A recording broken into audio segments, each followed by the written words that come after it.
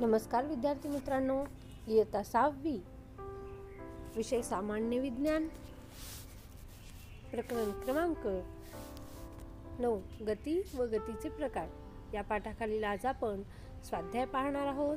चला तर मग सुरुवात करूया. प्रश्न क्रमांक 1 गतीचा प्रकार ओळखा. यातील एक आहे पृथ्वीचे सूर्याभोवती फिरणे.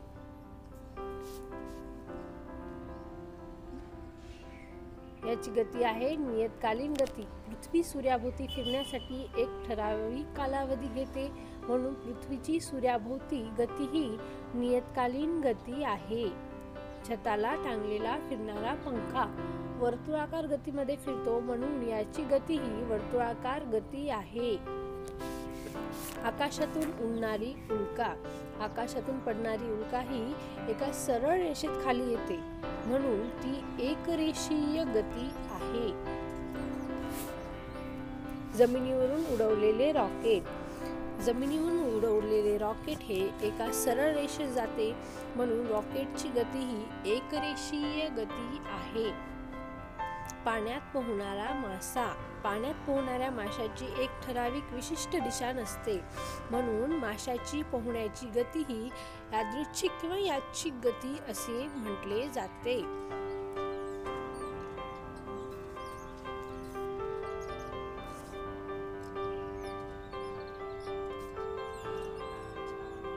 सतारीची छेदलेली तार. याचे उत्तर आहे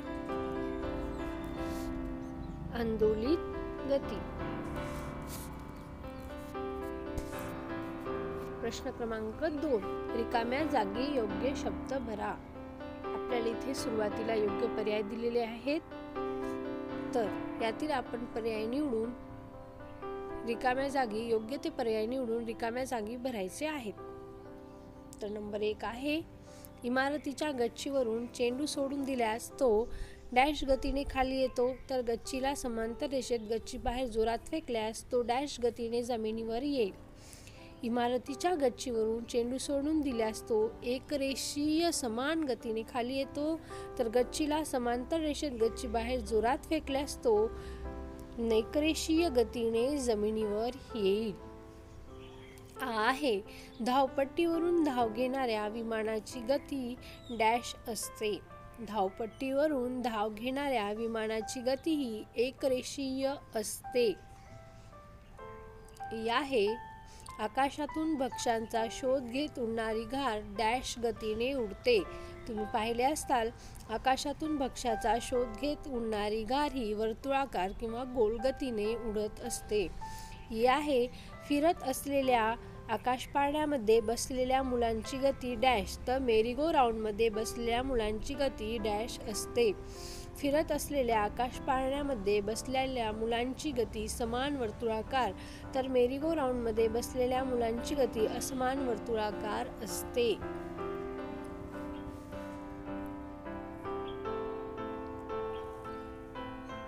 प्रश्न क्रमांक 3 आमच्यातील वेगळेपण काय. त्यातील आहे आंदोलित गती व रेषीय गती. यामध्ये आपल्याला थोडक्यात फरक स्पष्ट करायचा आहे. आंदोलित गती आणि रेषीय गती. आंदोलित गती दर्शवणारी वस्तू पुन्हा मूळ जागी येते आणि रेषीय गती दर्शवणारी वस्तू एका सरळ रेषेत मूळ जागेपासून दूर जाते. आंदोलित गतीचे उदाहरण आहे घड्याळातील लंबक, पक्ष्यांच्या पंखाची हालचाल. आणि रेषीय गतीचे उदाहरण आहे सैनिकाचे संचलन, धावणारी आगगाडी. आहे रेषीय गती व यादृच्छिक गती. याचे फरक स्पष्ट करून घेऊया आपण. याचे उत्तर आहे रेषीय गती दर्शवणाऱ्या वस्तू एका सरळ रेषेतच गती दाखवतात, आणि यादृच्छिक गतीला कोणतीही निश्चित दिशा नसते. एक रेषीय गतीचे उदाहरण आपण अगोदरच पाहिले सैनिकांचे संचलन, धावणारी आगगाडी. यादृच्छिक गती उदाहरणार्थ फुलपाखराचे उडणे, फुटबॉलचा खेळ. ही आहे यादृच्छिक गती व आंदोलित गती. याचे उत्तर आहे यादृच्छिक गतीला कोणतीही निश्चित दिशा नसते आणि आंदोलित गती दर्शवणारी वस्तू पुन्हा मूळ जागी येते. याची गतीचे उदाहरण फुलपाखराचे उडणे, फुटबॉलचा खेळ, पाण्यात पोहणारा मासा. आंदोलित गतीचे उदाहरण आहे घड्याळातील लंबक, शिवणयंत्रातील सुई, पक्ष्यांच्या पंखाची हालचाल. प्रश्न क्रमांक 4, प्रत्येकी एक उदाहरण देऊन तुमच्या शब्दात स्पष्ट करा.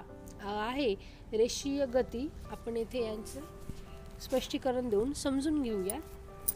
याचे उत्तर आहे, ज्यावेळी एखादी वस्तू एकाच दिशेने विस्थापित होते त्यावेळी तिला रेषीय गती असे म्हणतात.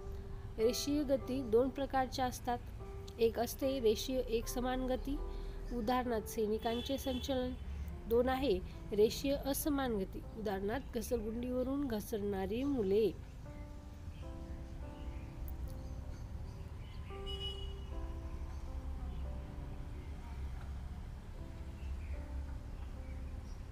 आता तुम्ही इथे उदाहरण पाहू शकतात. सैनिकाचे संचलन आणि घसरगुंडीवरून उतरणारी मुले. आहे आंदोलित गती. आंदोलनामुळे निर्माण होणाऱ्या गतीला आंदोलित गती असे म्हणतात. ही नैकरेषीय गतीच्या प्रकारची आहे. आंदोलनामुळे विस्थापित वस्तू पुन्हा त्याच मूळ ठिकाणी येते. उदाहरणार्थ घड्याळाच्या लंबकाची हालचाल. तुम्ही येथे पाहू शकता. हे लंबक मूळ पॉइंट वरून दुसऱ्या पॉइंटवर आणि दुसऱ्या पॉइंट वरून पुन्हा मूळच्या पॉइंटवर येत असते. ही आहे वर्तुळाकार गती. गतिमान वस्तू वर्तुळाकार मार्गाने फिरत असतील तर त्या गतीला वर्तुळाकार गती असे म्हणतात. वर्तुळाकार गती ही देखील नियतकालिक गती असू शकते. उदाहरणार्थ घड्याळाचे हात वर्तुळाकार नियतकालिक गती दर्शवतात. म्हणजे घड्याळातील काटे हे मूळच्या ठिकाणाहून परत फिरून मूळच्या ठिकाणी येण्यासाठी एक ठराविक वेळ घेतात, म्हणून ते नियतकालिक गती असू शकते. आणि पंखा हा साधारणपणे गोल फिरत असतो, म्हणून तो वर्तुळाकार गती दर्शवत असतो. पंखा देखील वर्तुळाकार गतीचे उदाहरण असू शकते.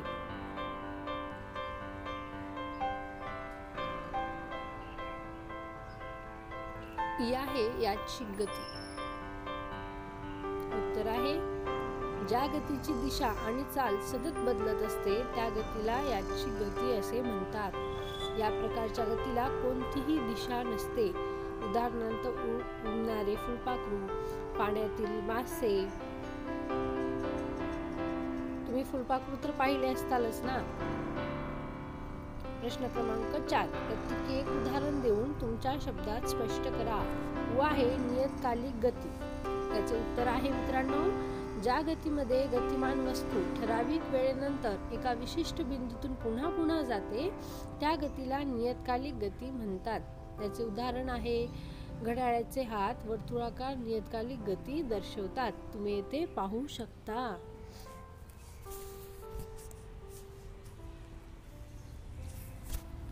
प्रश्न क्रमांक 5, खालील प्रश्नांची उत्तरे तुमच्या शब्दात लिहा.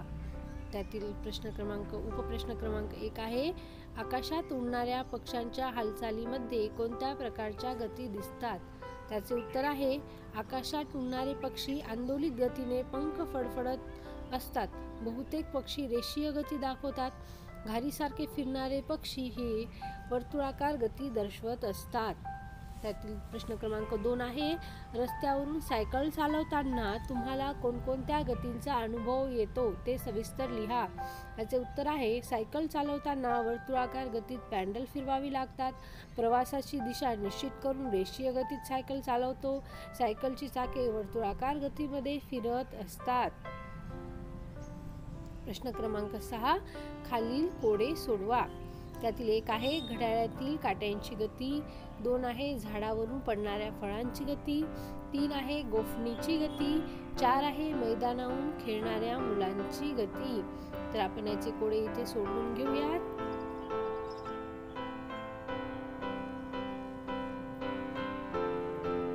घड्याळातील काट्यांची गती.